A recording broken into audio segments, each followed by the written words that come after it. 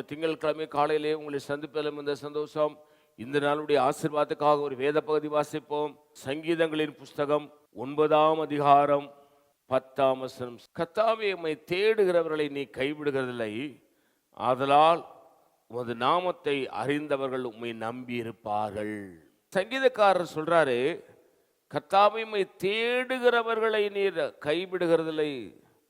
ஆண்டவராகிய இயேசுநாதரை தேடுகிறவர்களை அவர் ஒருபோதும் கைவிடுவதில்லை. ஆதலால் உமது நாமத்தை அறிந்தவர்கள் உம்மை நம்பி இருப்பார்கள். ஆண்டவரை நம்பி இருப்பாங்க.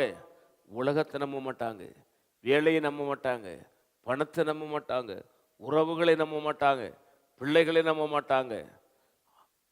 ஆண்டவருடைய சமூகத்திலே உறுதியாய் காத்திருப்பார்கள்.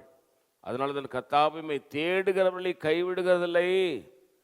கர்த்தர் மேலே உன் விசாரத்தை வைத்து விட, அவர் உன்னை ஆதரிப்பார்.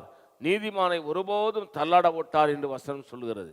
ஆகவே நாம் கர்த்தர் மேலே சார்ந்து இருக்கும்போது அவர் நம்மளை கைவிடுகிறதில்லை. அவரை தேடி அவரை பிடித்து கொள்ளும்போது, அவரிடத்துல நெருக்கமாய் இருக்கும்போது அவர் நம்மளை கைவிடுகிறதில்லை.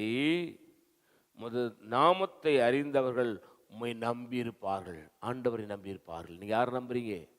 உங்களை ஆண்டவர் கைவிட மாட்டார். அவரை தேடுங்க, அவர் உங்களை கைவிட மாட்டார். அவரை நம்பிடுங்க, மனுஷனை நம்பாதீங்க. நான் உங்களுக்கு ஆட்சேபிக்கிறேன். பரிசுத்த பிதாவே, உடைய திருக்கரத்தை எங்களை தாழ்த்தி கொடுக்கிறோம். நீ எங்களோடு பேசுகிற நல்ல வார்த்தைகளுக்காக ஸ்தோத்திரம். இந்த வார்த்தையின்படி ஆசீர்வதியும் இயேசு நாமத்தில் பிதாவே, ஆமேன். God bless you. கர்த்தர் உங்களை ஆசீர்வதிப்பாராக.